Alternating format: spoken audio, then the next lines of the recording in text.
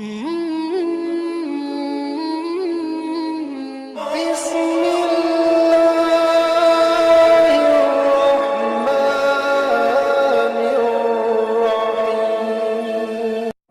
करना हुजूर अवैसे करनी के दरबार से एक शख्स का फोन आया हज़रत मेरे पास। 12 साल सरकार अवैसे करनी के दरबार में वो शख्स रहा। मेरे पास फोन किया, सुनो नौजवानों, वो शख्स कहता कि हजरत मैंने सरकार सल्लल्लाहु ताला अलैहि वसल्लम के रोजे की 700 मरतबा हाजिरी की। कितनी मरतबा? 700 मरतबा। हम तो एक मरतबा के मारे तड़प रहे हैं यार। सरकार ने उस जात को 700 मरतबा बुलाया। कितना लाड होगा, कितना प्यार होगा। अल्लाह कसम, अल्लाह करे कि इस रात की तन्हाई में अल्लाह हमारी दुआ को अपनी बारगाह में कबूल कर ले, हमें भी अपने महबूब का दयार दिखा दे।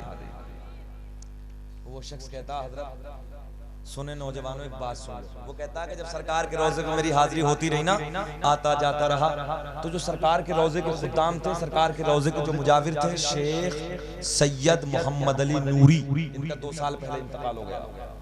अब उनके बेटे हैं मदीने मुनव्वरा के रहने वाले, उनसे मुलाकात का सिलसिला बढ़ गया। सुनने ना आप लोग, सुने ना? है तुम में कोई हाजी इधर है? कोई हो गए तो एक मरतबा गए होंगे, कहाँ ख्याल किया होगा। चलिए, वो जो सरकार के रोजे के खुद्दाम है ना, सरकार के रोजे के मुजाविर हैं, सैयद शेख मोहम्मद अली नूरी 2 साल पहले इंतकाल हो गया। अब उनके बेटे हैं। सुने प्लीज मेरी तरफ, ऐसे करोगे यार, इधर देखिए। हाँ ए बेटा, ऐसे लग रहा है जैसे प्लास्टिक का गुड्डा। देख पीछे, इधर बैठ दे, थोड़ा सा इधर बैठ दे ना, हट जाए यार। इससे अजीब सी कैफियत है। नौजवान है, कमर में दर्द हो रहा था कि बूढ़े ना देखे हमारे कैसे बूढ़े बूढ़े बैठे हैं, अल्हम्दुलिल्लाह बुजुर्ग बैठे हैं। सुनो प्यार के साथ सुनो। तो वो कहते हैं कि जब मैं सरकार के रोज़े में मेरी हाजिरी हुई ना, तो मुलाकातों का सिलसिला बढ़ गया। जब आपके गांव में हिमपुर में कोई, मैं ही अगर 10-5 मरतबा आ जाऊं तो लोगों से मुलाकातों के सिलसिले बढ़ जाते हैं। तो मौलाना शब्बीर साहब वो कहते हैं कि जरा ये बताओ कहाँ रहते हो? बोले जी मैं इंडिया रहता हूँ।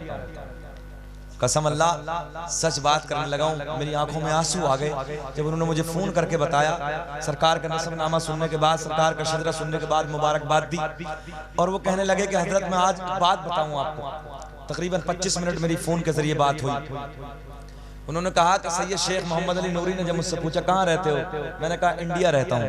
तो बोले सीधा जवाब हजरत का ये था, बोले जा इंडिया में रहते हो, जरा ये बताओ इमाम अहमद रजा को जानते हो? बोल दो, क्या इमाम अहमद रजा को जानते हो? तो वो भी रोने लगे फोन पे बातें करते करते।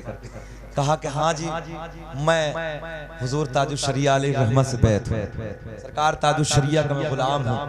तो वो शेख सैयद मोहम्मद अली नूरी जो थे वो हुजूर मुफ्ती आजम हिंद के मुरीद थे।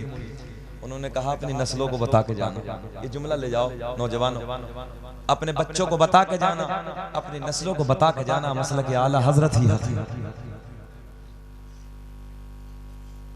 तवज्जो है आप लोग? क्या कहते हैं कि अपनी नस्लों को बता के जाना, मसलक आला हजरत ही हक। चोटों की तरफ मत जाना। आज गली गली डकैत फिर रहे हैं, ईमान के चोटे फिर रहे हैं, उनसे बचो। मसलक आला हजरत पे मोहब्बत से मेरे दोस्तों फख्र के साथ मसलक आला हजरत को अपने हाथों में थामे रहिए, जिंदगी कामयाब।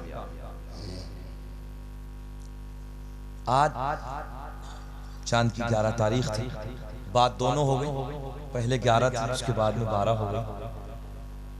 तो पहले तो 12वीं का जिक्र होना था ना, जाहिर सी बात है, पहले नाना का जिक्र, फिर नवासे का जिक्र। अब एक करामत सरकार गौसे आज़म रज़ियल्लाहु ताला अन्हु, और दुनिया कुछ भी कहती रहे, खुद देखा, मैं तो अपनी बात करने लगा। मैं अपनी बात खुद की करने लगा। दुनिया कुछ भी कहे, मैंने खुद देखा, मैंने खुद देखा। आने वाली फरवरी की 9 तारीख को ना 2 साल हो जाएंगे मौलाना शब्बीर साहब। दिल्ली टर्मिनल नंबर 2 से मेरी फ्लाइट कलकत्ता एयरपोर्ट मुझे जाना था। वहाँ बहुत बड़ी कॉन्फ्रेंस थी, तकरीबन सैयद सैफुल्लाह बुखारी हैं, खानकाए बुखारिया, वहाँ मुझे जाना था। 2 लाख का मजमा था हजरत तकरीबन। तो मेरी फ्लाइट 5 बजे थी जो उड़ान भरनी थी दिल्ली एयरपोर्ट से। सरकार गौसे आज़म ने किसी का उधार नहीं रखते हैं, जल्दी उसे निपटा कर देते हैं। ये मैंने देखा खुद अपनी नजरों से। मेरे गौसे आजम फरमाते, पढ़ो गुनियतुत तालिबीन, सरकार गौसे आजम की किताब है। सरकार गौसे आजम फरमाते, कोई शेर के जबड़े में मुझे पुकारे ना, शेर के जबड़े में, शेर ने पकड़ के रखा, शेर के जबड़े में मुझे पुकारे, अल्लाह ने मुझे वो ताकत खींच लूंगा आगे। अब भी ना बोलोगे, किसी और का इंतजार है बात का, बोल दो ना सुभान अल्लाह, खींच लूंगा, अल्लाह ने वो ताकत अता की। सरकार गौसे आजम की बारगाह में एक बूढ़ा शख्स हाजिर हुआ। आने के बाद 12 सुना होगा, मैं भी कह देता हूँ।